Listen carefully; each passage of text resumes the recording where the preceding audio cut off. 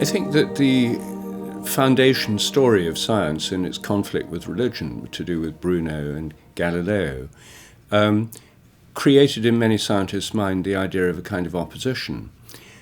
And right from the beginning, Sir Francis Bacon in England thought of organized science as being rather like a kind of established church.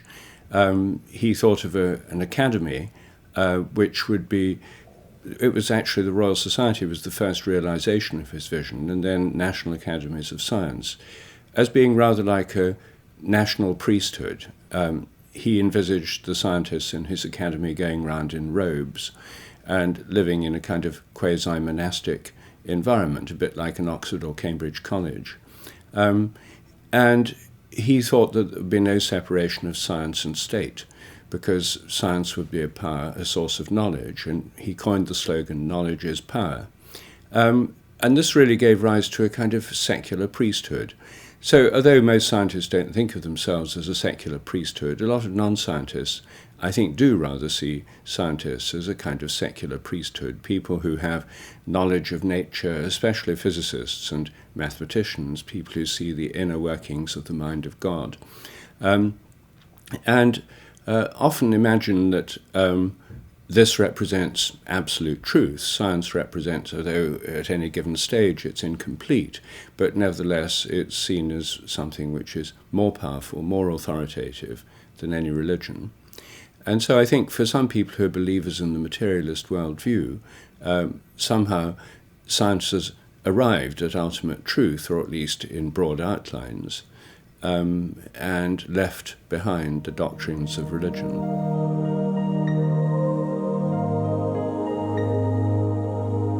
A general attitude, not just among scientists, but among people who are heirs of the Enlightenment, is that science and the reason that goes with it are superior to all other forms of understanding, which are often dismissed as superstitious or primitive or animistic.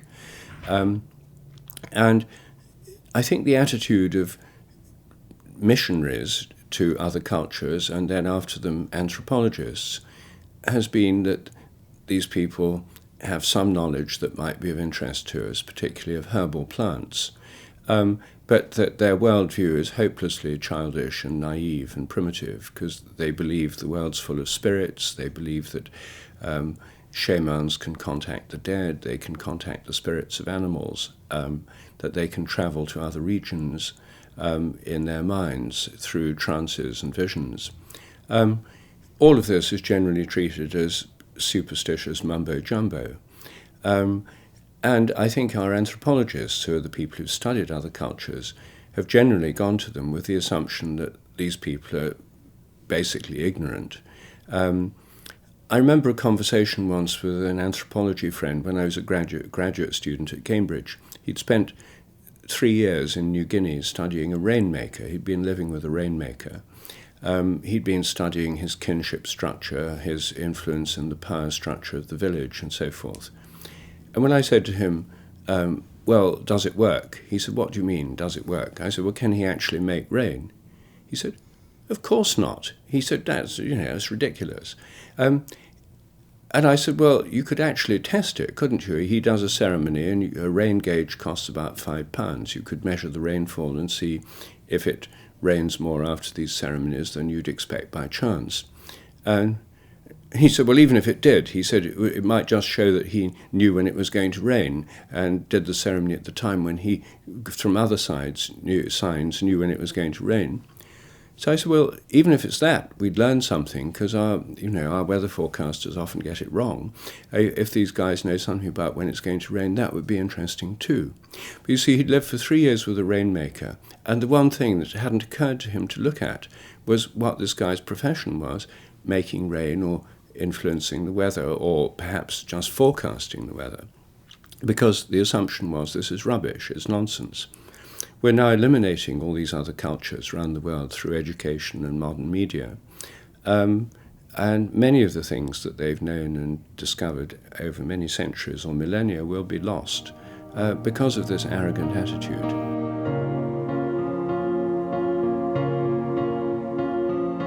All human thinking uses metaphors, and science is no exception. I mean, concepts like fields are sort of metaphoric. They start from the ordinary English word field, as in football field or cultivated field of wheat, and extend that to a more abstract meaning, like regions of influence. Then the machine metaphor is one of the most predominant metaphors in science. Everything in nature is supposed to be mechanical or machine-like. These are sort of spatial metaphors, but in science and religion we have some metaphors that are more temporal. For example, the wave, which is very important in science. If you think of waves looking at the sea, the waves are spread out in space, but they're also spread out in time. So waves are a process in time. And one of the things that quantum theory revealed is that waves are at the very heart of matter, and that means that matter is a process in time, not just a pattern in space. In most scientific thinking, time is treated as if it's a spatial dimension. If you have a graph, you often have space and time on the axes of the graph, and on the time axis, it's like a line in space divided into intervals. So time is usually spatialized in scientific thinking. I don't know whether this is true in religious thinking so much, probably not so much. But certainly in Cartesian science, the Cartesian graph invented by Descartes spatializes time.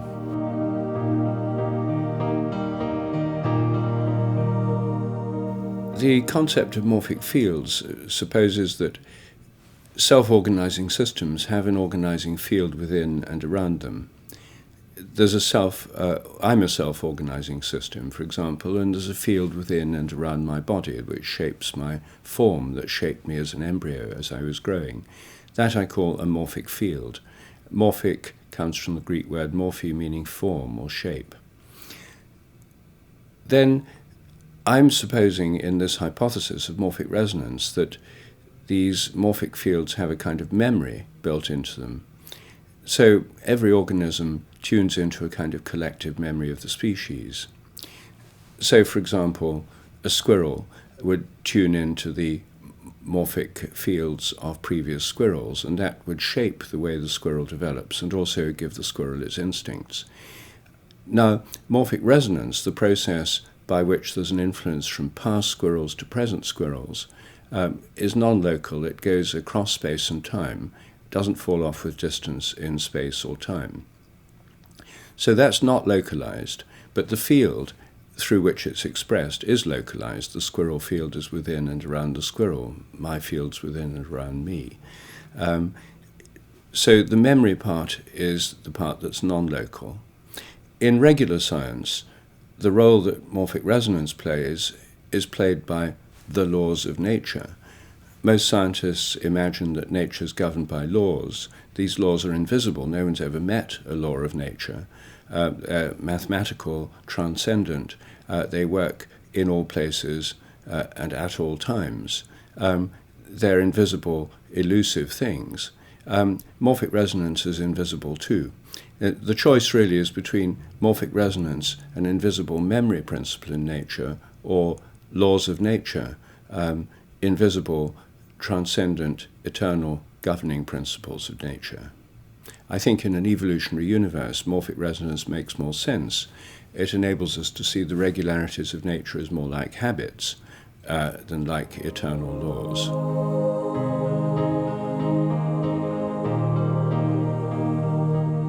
Morphic resonance doesn't predict anything about what happens after death. It leaves that question open.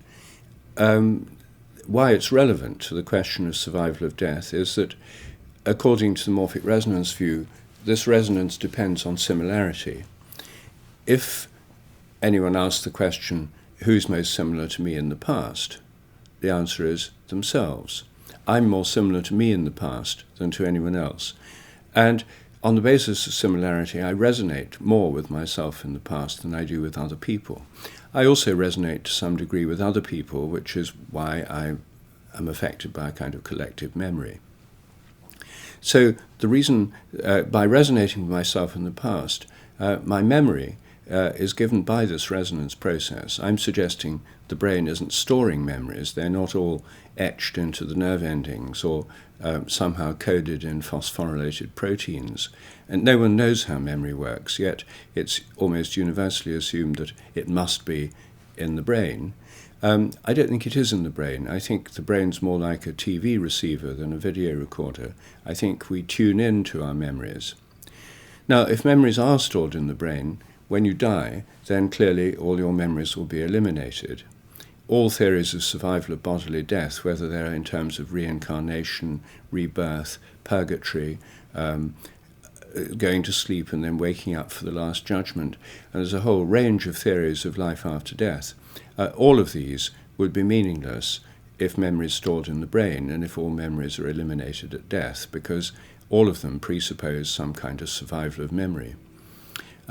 If, for example, you believe that when on dying you go to sleep and then you're woken by the last trump to appear before your maker for the last judgment, if you've forgotten who you are and what you've done, it's not going to be a very meaningful experience.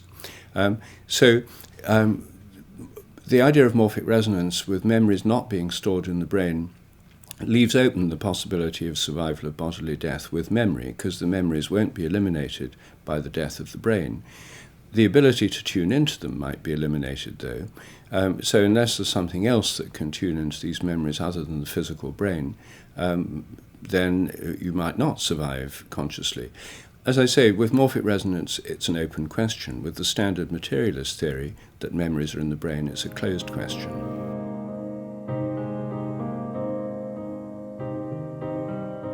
If a species goes extinct, or if a culture or a language goes extinct, the morphic resonance from the people who've known the language in the past, or from those animals that are now extinct, I think is still potentially present everywhere. I don't think it goes away. I don't think morphic resonance falls off with space and time, but there's nothing left to tune into it. So the world, as it were, may be haunted by the ghosts of extinct species, but we won't know about it unless we have something that can tune into it.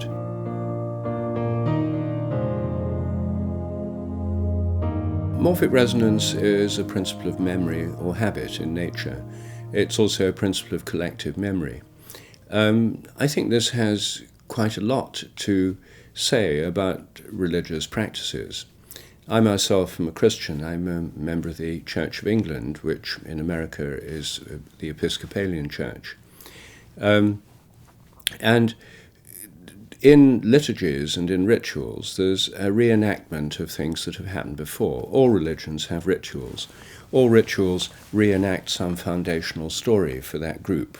The Jewish people have the Passover feast, which commemorates the Passover when they came out of Egypt through their journey through the wilderness to the Promised Land. That's reenacted every year. By reenacting it, Jewish people affirm their identity and continuity with those who've gone before. Christians have the Holy Communion, itself a Passover meal. Americans have Thanksgiving dinners, which is a secular ritual. Now, in all rituals, there's a highly conservative principle. You have to have the right kind of food.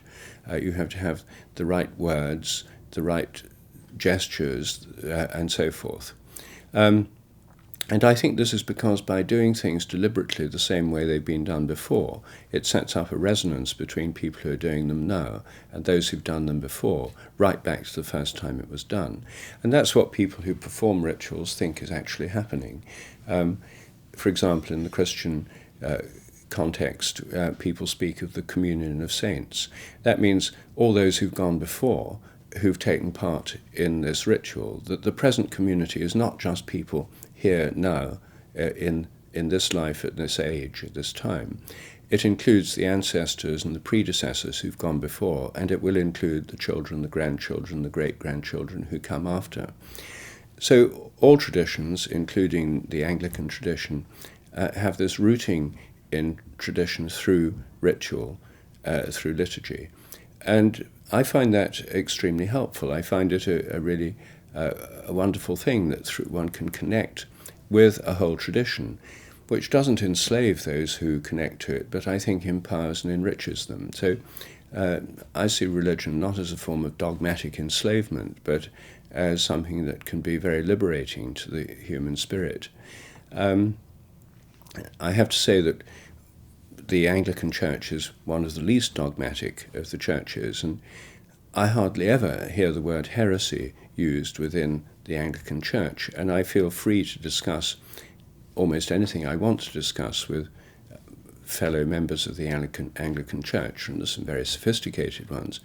Whereas the minute I go into a science lab, you feel the sort of dogmas closing around you, and I find the attitude of contemporary science excessively dogmatic. It's ironic, really, that the myth of science is that it was fighting for freedom of thought against dogmatic religion. And today, there are certainly some dogmatic religions around, but many mainstream churches are now not very dogmatic and are open on quite a large number of important issues, whereas in many science labs, the atmosphere of narrowness and dogmatism is almost palpable.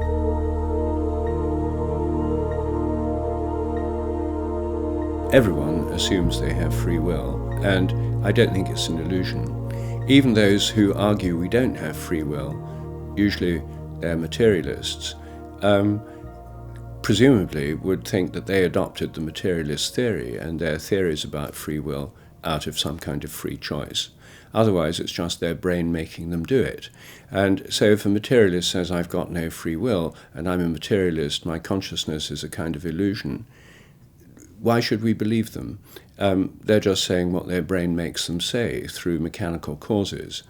So I think that materialism and the denial of free will are self-refuting, because there's no reason we should take seriously someone who says, I don't believe this because I've freely chosen to believe it on the basis of reason and evidence. I'm only saying this because my brain makes me say it.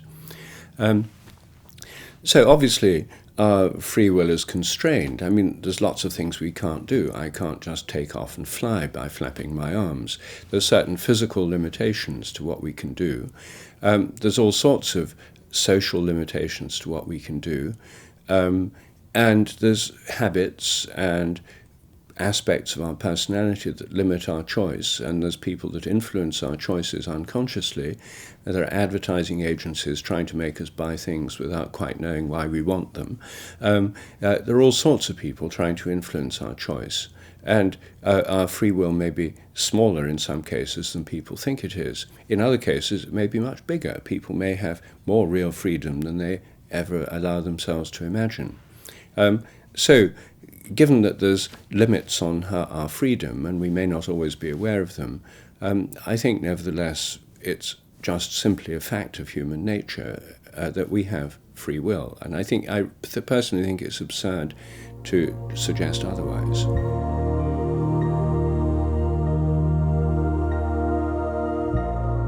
I think the evolutionary process involves an interplay between habit and creativity. Morphic resonance gives the stability, the habit principle, but there's always a creativity expressed in nature and in human life and in our cultural life. And I think that this interplay is really what we actually experience ourselves in our own lives. I see divine creativity as working through the creativity in organisms. I don't think there's an intelligent designer like an engineer out there somehow designing the machinery of nature. I think there's an intelligence, a creativity expressed through all nature. And I think God is in all nature. I think nature is in God and God is in nature. That's called panentheism. God is everywhere and in all things. And so I don't see God as a supernatural force outside a mechanical universe, occasionally intervening by miracles to tweak mechanical processes. I think that's a ridiculous view of God, and I agree with atheists in not believing in that kind of God. I think God is only credible if God is in and pervasive in nature, within nature. and that all of nature is somehow an expression of the divine. And that would include bad things as well as good things. I mean, mosquitoes are part of nature. And if you have the idea of God as an exterior designer, you can say, well, God didn't do a very good job because, why would there be mosquitoes, diseases, suffering, and death? If you see nature as consisting of limited organisms, inevitably mortal, and just accept that's the way nature is, then one can see a creativity working through the whole natural world without this external designer. I don't think the mind of God is constantly intervening to design everything in nature at all. Rather, I think that the kind of natural world that arose ultimately from the divine creativity is itself creative. Humans are creative, and I think that's we're more creative than many other species, but I think there's a creativity throughout the entire realm of nature, and it's always been there since the universe began to evolve, and it will presumably continue to be there. New things will happen unpredictably as long as nature lasts. I think dogmatic materialism, which still dominates science, is on its last legs. I think the materialists have basically lost the arguments. They hold on to power, but I think they've lost the arguments. And it's interesting that more and more atheists and materialists are jumping ship. Galen Strawson, a British philosopher of mind, came out in favour of panpsychism a few years ago, the idea there's some kind of mind or mentality throughout nature, even in an electron or an atom. Thomas Nagel, one of America's leading philosophers of mind, came out for panpsychism recently in a book that drove his fellow atheists crazy, Mind and Cosmos, Why the Materialist Neo-Darwinian Conception of Nature is Almost Certainly False, the title of his book.